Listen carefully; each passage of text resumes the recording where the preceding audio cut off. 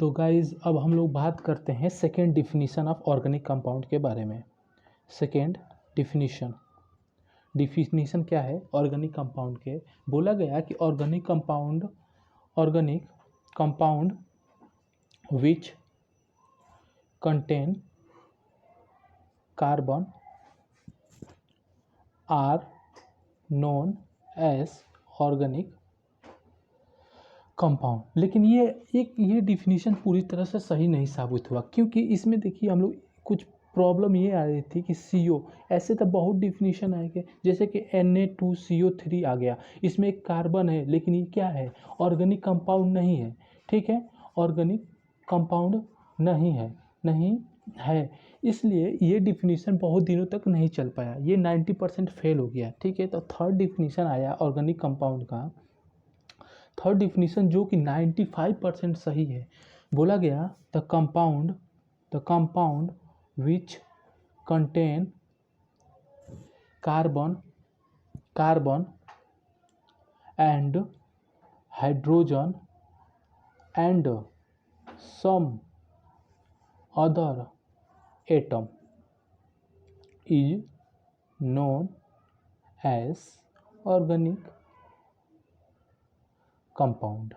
तो ये definition almost 90% सही है, 90 और 95% सही है, क्योंकि आप कोई भी ऑर्गेनिक कंपाउंड लिखते हैं जैसे कि CH4 carbon and hydrogen, CH3 carbon and hydrogen, जैसे कि C6H6 बेंजीन, इसको बोलते हैं बेंजीन,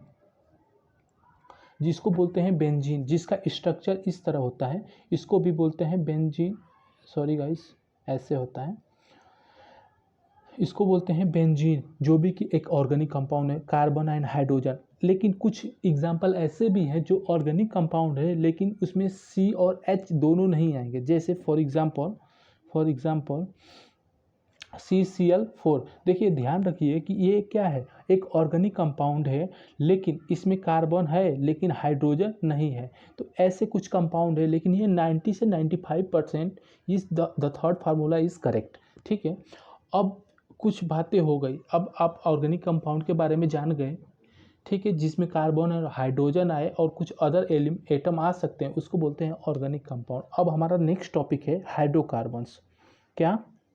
हाइड्रोकार्बन्स क्या है? Our next topic is hydrocarbons. देखो हाइड्रोकार्बन से जनरल फार्मूला ऐसे होता है, जैसे RH, इसको लिखते हैं RS से, इसको बोलते हैं एल्काइल ग्रुप। क्या बोलते हैं? Alkyl group. इसको आगे नेक्स्ट टॉपिक में बहुत डिटेल से पढ़ेंगे। एल्काइल ग्रुप होता क्या है, इसको तो आप जानते ही होगा कि ये होता है हाइड्रोजन। ठीक है, तो हाइड्रोजन देखिए, इसका डिफिनीशन पहले तो जान लेते हैं कि ये होता क्या है।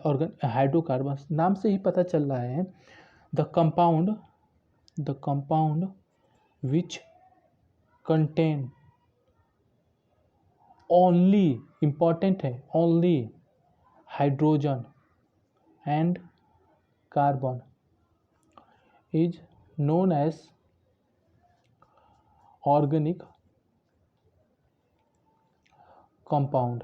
ठीक है, ये इंपॉर्टेंट है definition. The compound which contain only carbon and hydrogen is known as organic compound. ठीक है, इसमें देखिए एक इंपॉर्टेंट है, जैसे कि इससे कई डिफिनीशन डिराइव किया जा सकता है। जैसे कि मान लीजिए RH कोई भी ग्रुप है, RH क्या है? एक हाइड्रोकार्बन। इसमें मान लीजिए हम हाइड्रोजन निकालते हैं और G एक ग्रुप ऐड कर देते हैं, तो बनेगा क्या? RG। सिंपल, R को यहाँ से निकाला गया और G को ऐड कर दिया गया, क्या बनेगा? RG। ये क्या है? एल्काइल ग्रुप, अभी बताया हूँ, एल्काइल ग्रुप। इसको बोलते हैं फंक्शनल ग्रुप। क्या बोलते हैं? Functional group. अब देखिए कुछ ध्यान देने वाली बात, एल्काइल ग्रुप होता है फिजिकल प्रॉपर्टी के लिए रिस्पॉन्सिबल। फिजिकल प्रॉपर्टी,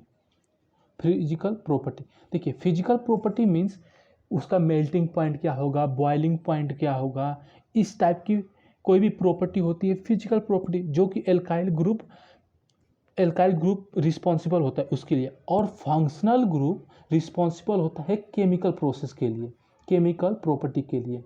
किससे रिएक्ट करेगा, किससे नहीं रिएक्ट करेगा, ये हम लोग पढ़ते हैं फंक्शनल ग्रुप के बारे में। फंक्शनल ग्रुप इसको डिफाइन करेगा, ठीक है। तो ये हो गया।